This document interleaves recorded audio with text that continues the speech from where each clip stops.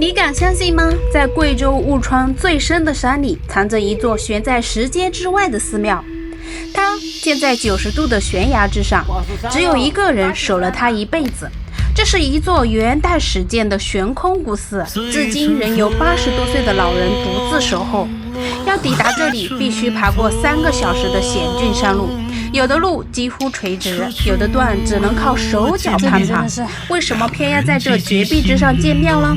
又是谁为何在此守护千年孤独？今天我们踏上这条连地图上都没有的路，揭开它的神秘谜团。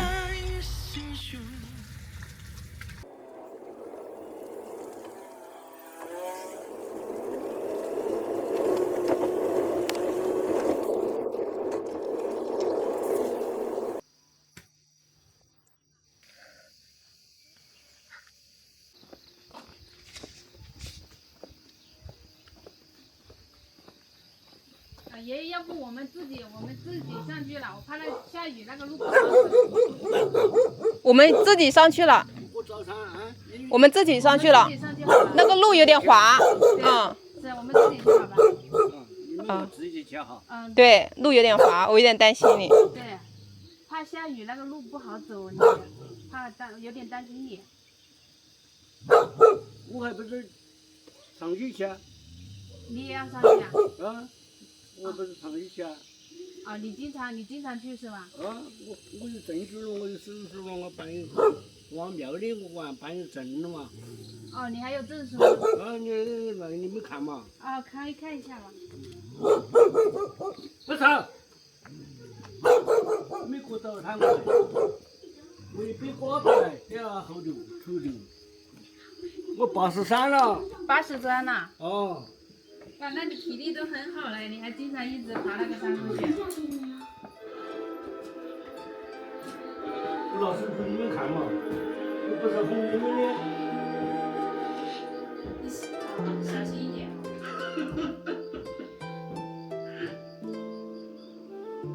宝川，他为了薛平贵，跟他父亲分继着，脱离父女关系。薛平贵，你是在那个庙里的，好像是你一直在打扫是吧？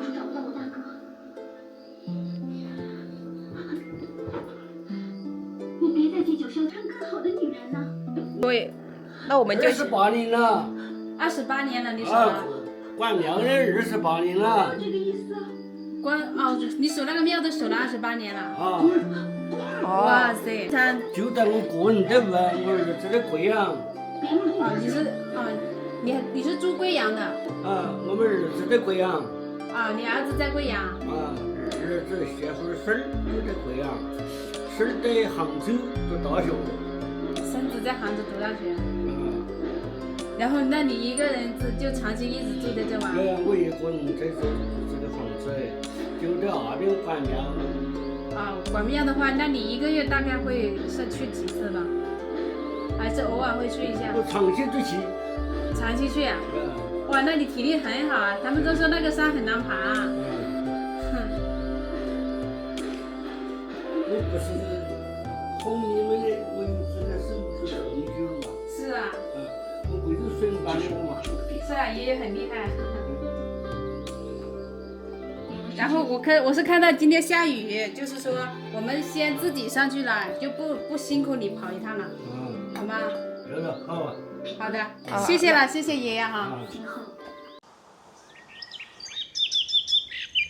Hello， 大家好，我是三丽。今天我们来到了贵州雾川，我们现在脚踩的这片土地呢是贵州雾川板压坪。今天让我带你们钻进这个山里头，去看藏在深山里的一座老寺。该寺呢四面绝壁环绕，尚未进行维修，仍保持原貌。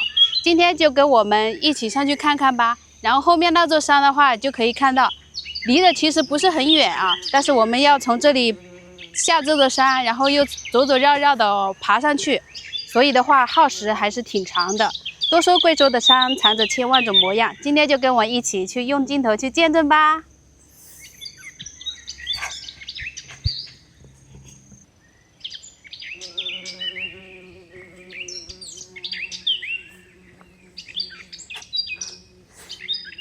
可以看到我们这里有一个小房，这有个房子，还放了很多凳子啊，应该是刚刚那个老爷爷放在这里让人家休息的。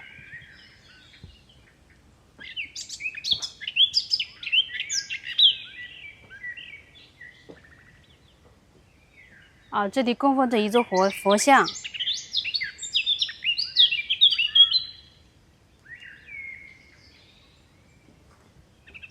这里面你看，这桌子时候都是有扫过的，那个爷爷应该都是有长期打理的。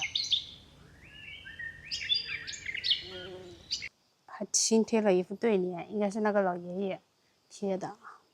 这上面的横批是写着"普度全生"，这两侧写的话是"誓愿宏生，处处现身说法"。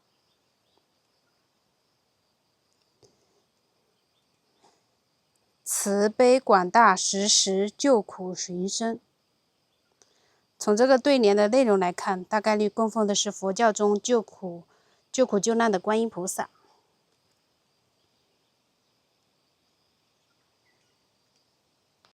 好，我们继续往前走吧。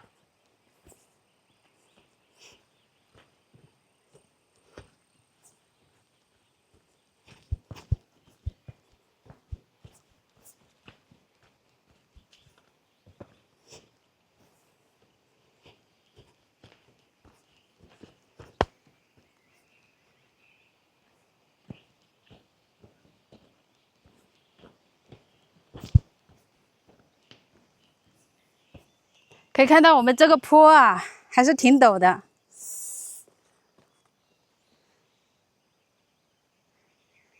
你看，它就是垂直往下走的。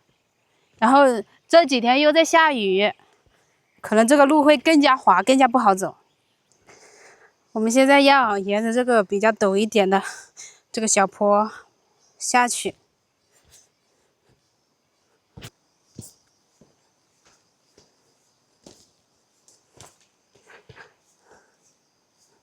所以啊，有一些那些喜欢徒步的朋友啊，你走这条路啊，一定要穿登山的防滑的鞋。你看这路全都是这种陡坡，你再摄影师回头看看我们这个路有多陡。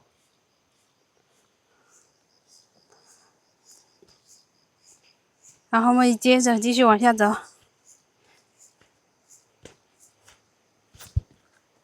这地上好多枯叶啊，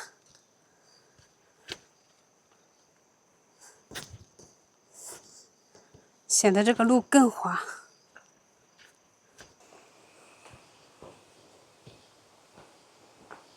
可以看到我们这个陡峭的山路，这里好多蚂蚁呀、好像是下个地上好像是根辣条，好多蚂蚁在在分享那个辣条。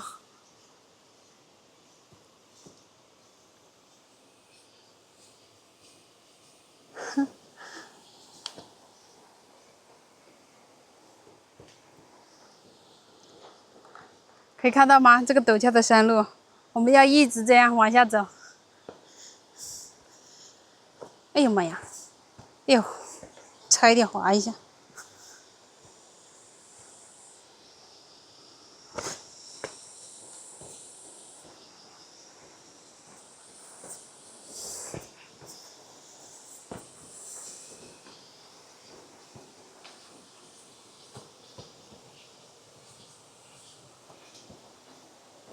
摄影师小心啊，这石头很滑。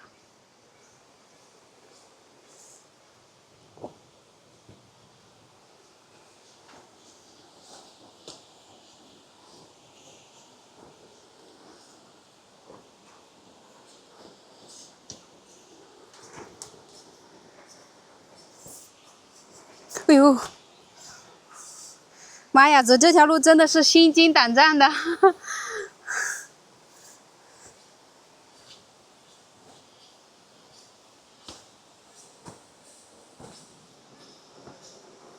可以看到这里还有个喝山泉水的地方。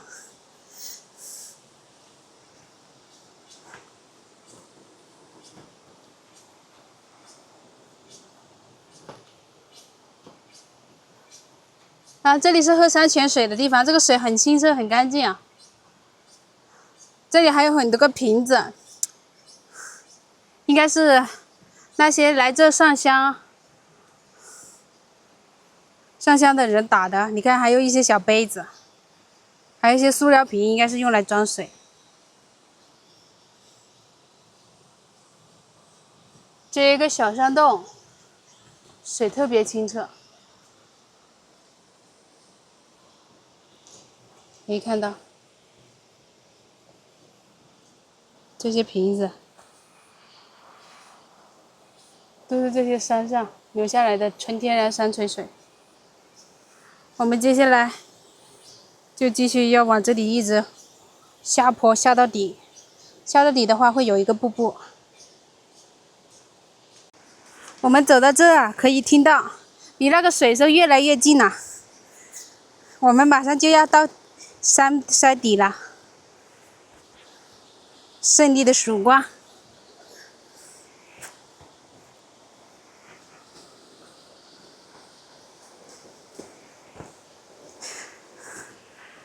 这个路是真的不好走啊，加上下雨了，它路面又滑，很多那些叶子都是湿的。那个鞋底板加了很多那些泥巴，就显得更滑。难怪我们到村底下的时候了，那些村民都不建议我们来，说这个山路不好走。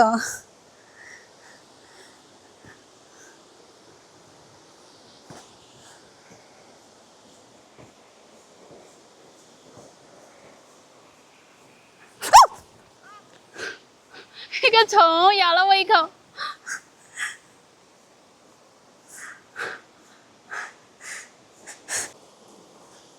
然后我们沿着这条路继续往下走，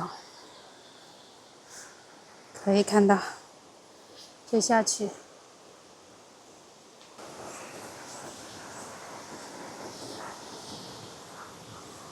哇，家人们，我们终于到山底了。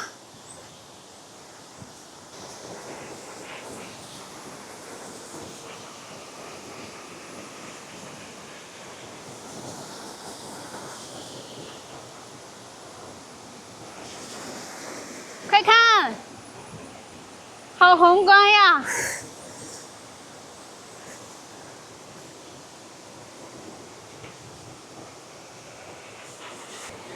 可以看到，我们这里有一个很大的瀑布，这瀑布从陡峭的崖壁上轻柔的垂落，特别漂亮。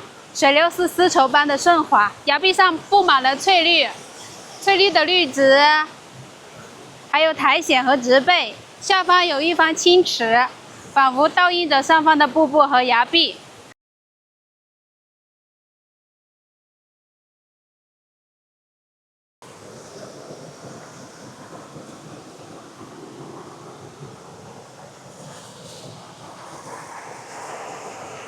哎呀！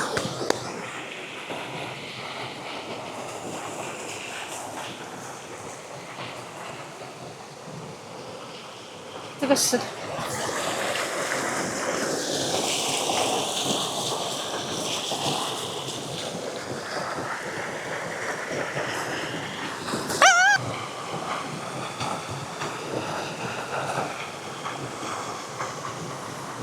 不行，我得搬个石头放在这里。啊，这里太滑了。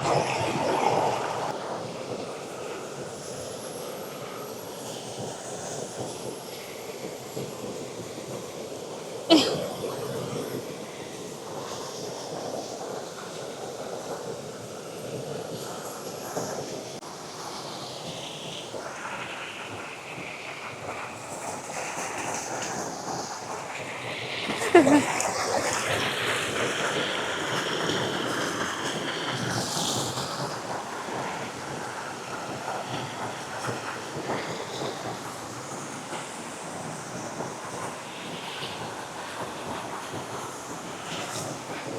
啊！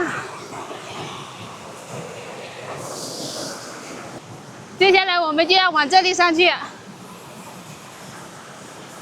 这怎么爬？我的天！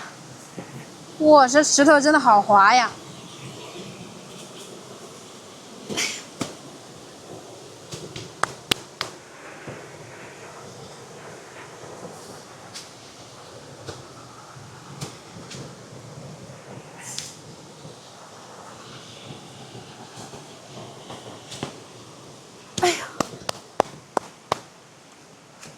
然后继续往这上面走。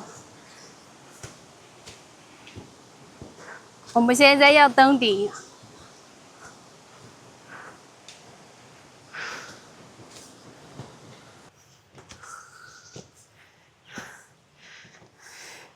看我们来时的路，可见啊，这个山真的是很陡峭，爬上去、爬下、走下来都是很艰难。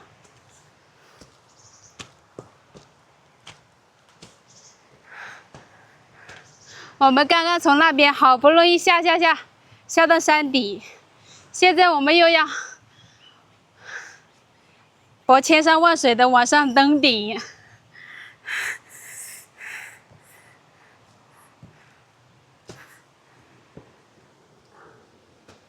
而且它路又滑，这几天一直在下雨，所以我建议啊，下次你们有朋友要来的话，一定要选择大晴天，不然这个路真的很危险。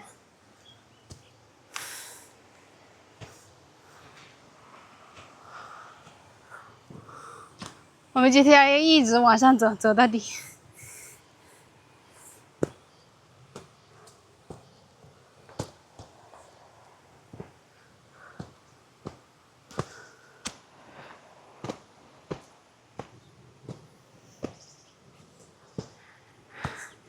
而且它这个坡还是绕来绕去的。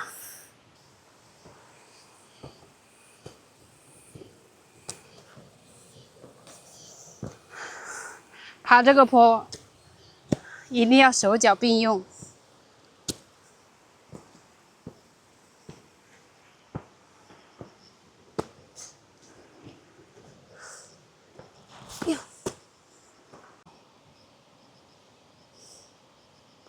有见过吗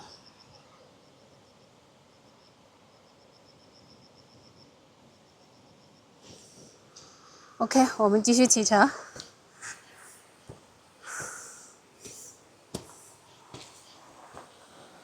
哇塞，快看，爬了一个坡又一个坡，一坡更比一坡陡。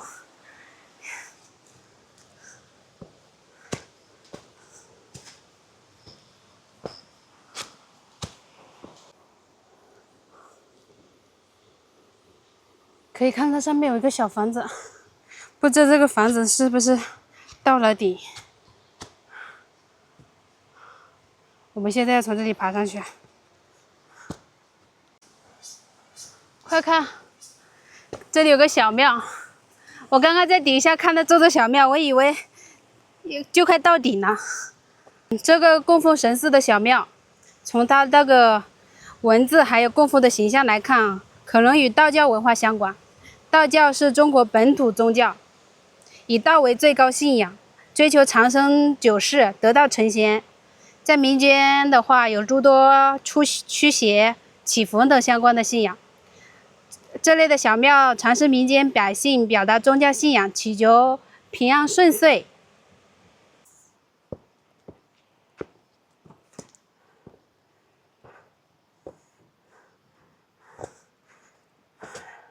看这些石壁都布满了苔藓。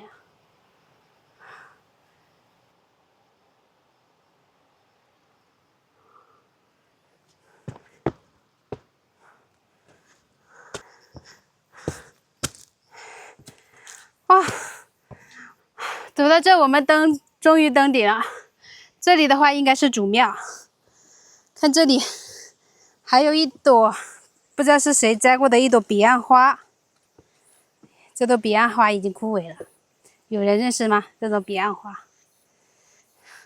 然后这里应该是主庙。这几座的话，有点像是墓碑。青山接供学，这里应该是墓碑。然后那里几个洞，我听下面老爷爷好像说过，好像是说是被人家盗过这几个洞。然后这边的话就是主庙了。这主庙这个小房子是山下在这里守庙的一个那个80多岁的老爷爷他自己搭建的。他会时不时就上山来住一段时间。看这里，莲台山寺遗址，这房子都是布房子。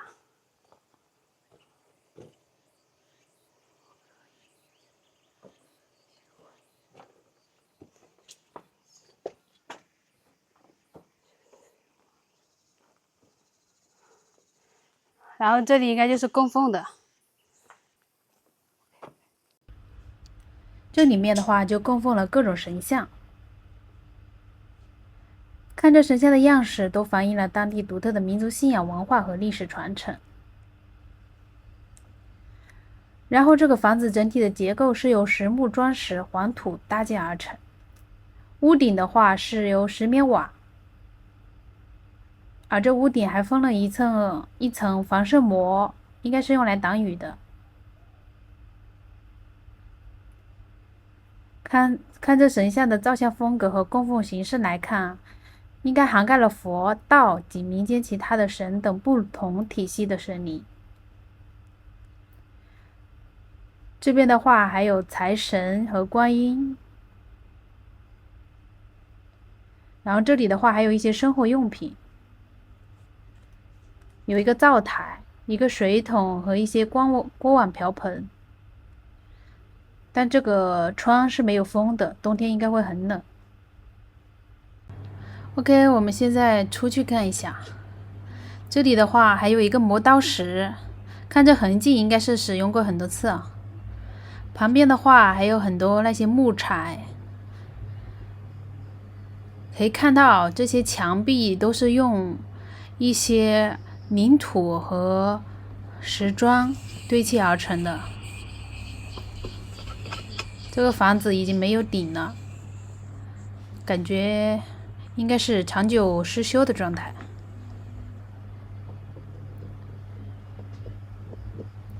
这里还种了一些菜，然后那边还有一个小房子，可以看到这里是种了一些南瓜，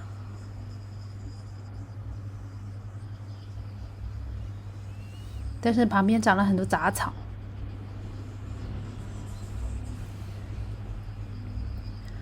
我们现在过去看一看。我们现在的话就是围着这个房子大概转了一圈。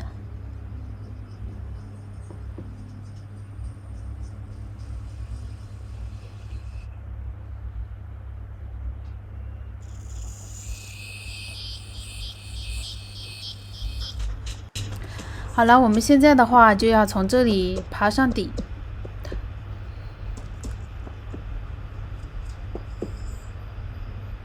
这个路还是有点不好走的呀。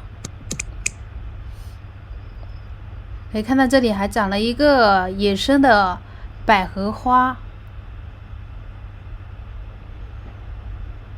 这个百合花还没有开花，现在只是花苞。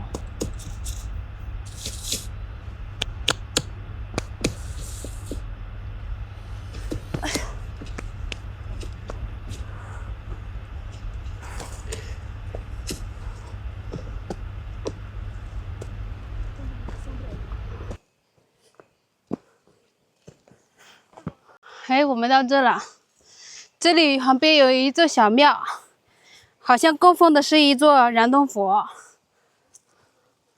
然后我们得往这边继续往上爬。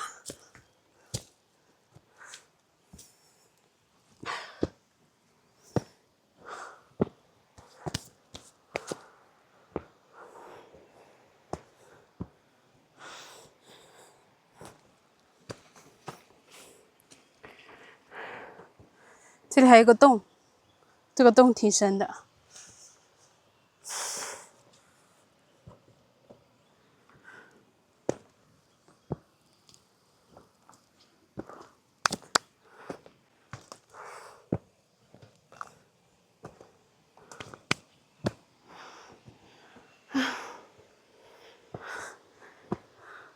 可以看到这条路很小，这右手边就是悬崖峭壁。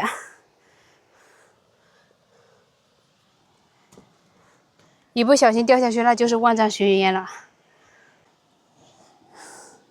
哇，这里真的是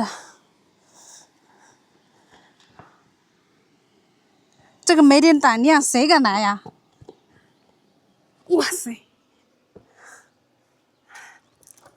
！OK， 哎呦，这怎么上去？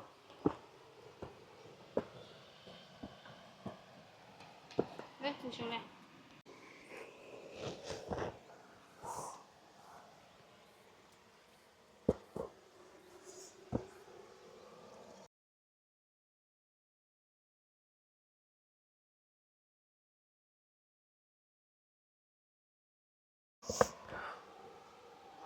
哇，这条路就是一步踏空，就是万丈深渊。哎呦，得有个着力点，不然就上不来。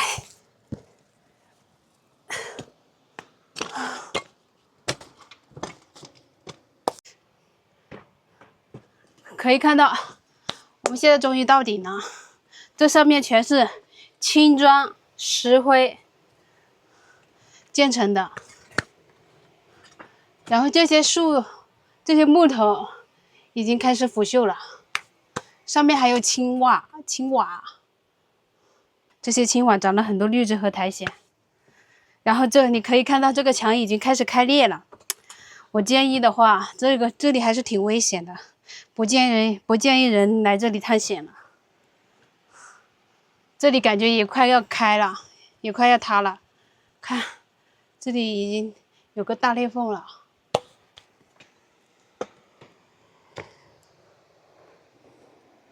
我们在这个顶还能看到我们刚刚爬上坡的那条瀑布。我们就是从那个山顶一直往下到底瀑布底下，然后又继续爬到这个顶。如果直线距离的话，就不是很远。